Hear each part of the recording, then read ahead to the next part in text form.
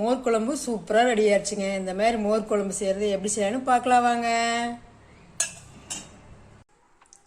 அதுக்கு நான் வெண்டங்காய் வந்து ஒரு ஒரு ஒரு 10-15 காய் எடுத்துருக்கிறேங்க. அவ்வளோதான் எடுத்துருக்கிறேன். அப்புறம் பச்சரிசி 1 ஸ்பூன் எடுத்துருக்கிறேன். கடலைப்பருப்பு 1 ஸ்பூன் எடுத்துருக்கிறேன். கடலைப்பருப்பும் எடுத்துக்கலாம் அல்லது துவரம்பருப்பு வேணாலும் எடுத்துக்கலாங்க. நான் கடலைப்பருப்பு எடுத்துருக்கிறேன். ஜீரகம் 1 ஸ்பூன், கொத்தமல்லி 1 ஸ்பூன், அப்புறம் பார்த்திங்கன்னா பச்சை மிளகாய் 1 மிளகாய், நீங்கள் காரத்துக்கு தகுந்த மாதிரி எப்படி வேணுமோ அப்படி போட்டுக்கோங்க. இஞ்சி ஒரு அரை இன்ச்சி அளவு இஞ்சி எடுத்துருக்கேங்க. தேங்காய் கொஞ்சம் எடுத்துருக்கிறேன். இப்போ இதெல்லாம் நம்ம ஒரு 1/4 மணி நேரம் ஊற வச்சிடலாங்க, இந்த 4 பொருளையும். இப்போ இதை வந்து இந்த இஞ்சி, பச்சை மிளகாய், தேங்காய் இந்த 3 பொருளையும் அரைச்சிட்டு வந்துடலாம். இப்போ இதை வந்து கட் பண்ணிக்கிட்டு வந்துடுறேங்க.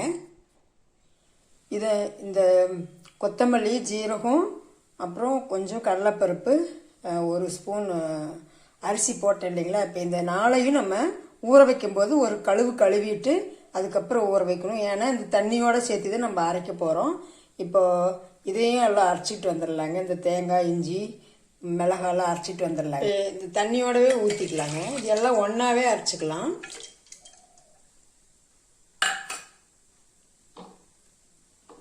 இஞ்சி, தேங்காய், பச்சை மிளகாய். இப்போ இது கூட ஒரு 1/4 டீஸ்பூன் மஞ்சத்தூள் காயம் போட்டுக்கோங்க. கொஞ்சமாக பெருங்காயத்தூள் இதெல்லாம் போட்டு நம்ம அரைச்சிக்கிட்டு வந்துடலாங்க. இந்த மாதிரி நல்லா விழுதாக அரைச்சிக்குங்க. அரைச்சிட்டு மிக்சியை கழுவி ஊற்றிருக்கிறேன். இது ஒரு ஓரமாக இருக்கட்டுங்க. இப்போது தயிர் போட்டுக்கலாங்க. தயிர் வந்து கொஞ்சம் புளிச்ச தயிராக இருந்தால் ரொம்ப நல்லாயிருக்கும்.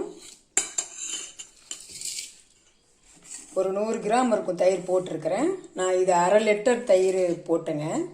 இப்போ இதை வந்து நம்ம மிக்சியில் போட்டு அடிச்சுக்கிட்டு வந்துடலாங்க. கொஞ்சமாக தண்ணி ஊற்றி நல்லா அடிச்சுட்டு வந்துடலாம் அந்த தயிரை. இந்த மாதிரி அடிச்சுக்குங்க. நம்ம இப்போ வெண்டங்காவை வதக்க ஆரம்பிக்கலாம். நான் மோர் குழம்புக்கு தேங்காய் தாங்க ஊற்றிருக்கிறேன். ஏன்னா நம்ம தேங்காய் மோர் குழம்பு ஊற்றினா ரொம்ப நல்லாயிருக்கும். நீங்கள் தேங்காய் ஊற்றி செஞ்சு பாருங்கள். அல்லது உங்களுக்கு பிடிக்கல அப்படின்னா நீங்கள் என்ன யூஸ் பண்ணுவீங்களோ அதுவே போட்டுக்கோங்க. எண்ணெய் காஞ்சிச்சுங்க. கொஞ்சம் கடுகு போட்டுக்கலாம். 4 வெந்தயம் போட்டுக்கலாங்க. வெந்தயம் பொரிஞ்சதுன்னு கருவேப்பிலை, ஒரே ஒரு மிளகாய் கிள்ளி போட்டுக்கலாம். இப்போ வெண்டைக்காய் போட்டுக்கலாங்க.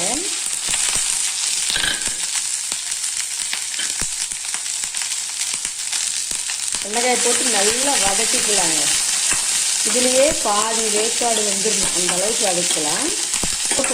வதங்கிட்டுங்க. வதங்கினதுக்கப்புறம் நம்ம உப்பு போட்டுக்கலாம். இந்த வெண்டைக்காயில் இருக்கிற வளவளப்பு போன உடனே கொஞ்சமாக உப்பு போட்டுக்கலாங்க. போட்டு இன்னும் கொஞ்சம் நல்லா வதக்கலாங்க. அளவு நல்லா வதக்குங்க.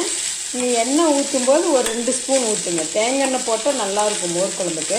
இல்லை அது உங்களுக்கு பிடிக்கல அப்படின்னா நீங்கள் என்ன பயன்படுத்துகிறீங்களோ அந்த எண்ணெயில் ஒரு 2 ஸ்பூன் போட்டுக்கோங்க. அப்போ தான் நம்ம காய் வந்து எண்ணெயை நல்லா வதக்கணும். அதுக்காக நல்லா காய் வந்து இந்த மாதிரி நல்லா வதங்கிடுச்சுங்க. பாதி காய் நல்லா வதங்கிடுச்சு. சரிங்களா, நல்லாவே வதங்கிடுச்சு. இப்போ நம்ம இந்த மசாலா ஊற்றிடலாங்க.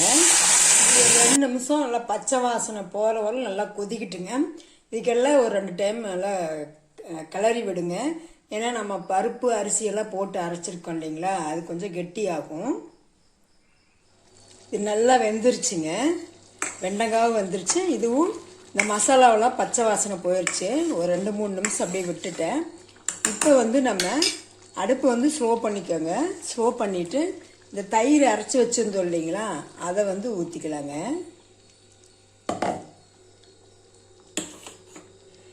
ஊற்றிட்டு இது வந்து நம்ம ஒரே ஒரு கொதி வந்த உடனே நிறுத்திடணும்.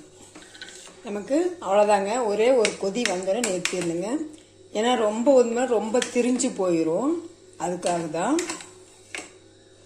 நீங்கள் முடிஞ்ச அளவு தயிர் வந்து கொஞ்சம் ரொம்பவும் கெட்டியாக வேண்டாம், ரொம்பவும் தண்ணியாக வேண்டாம், ஓரளவுக்கு திக்காகவே அரைச்சி ஊற்றிக்கோங்க.